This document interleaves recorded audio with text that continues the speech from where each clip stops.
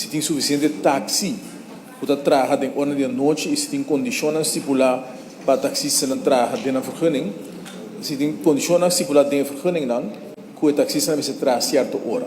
Esse aqui não é caso no momento aqui, senhor presidente, e me tenho visto verdade que não está fazendo investigação no momento aqui e conversando com todos os stakeholders para determinar a situação real para o que se trata de serviço de táxi e falta de serviço, ao menos experiência, se falta no serviço de táxi. Nós conversar com diferentes de organização de táxi também e me tenho visto que o pensamento e opinião de um de outro, pero nós também está acumulando informação e mapeando com diferentes stakeholders e lo está possível que no futuro por vai analisar se se cria certo condicional adicional de vergunning, pero me tenho visto se a maioria gente tem vergunning acaba no momento aqui, no momento que nós chega na edição aqui, lo se vai claro de diálogo e também lo se bem importa cambio de lei para regressar aqui.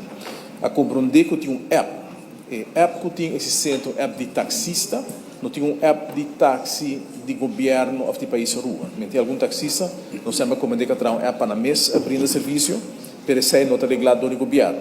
Esta é uma opção sim para estudar para o que é o futuro, para mirar se vou pôr assim e garantir certo serviço, mas também eu certo a transparência dentro do processo aqui.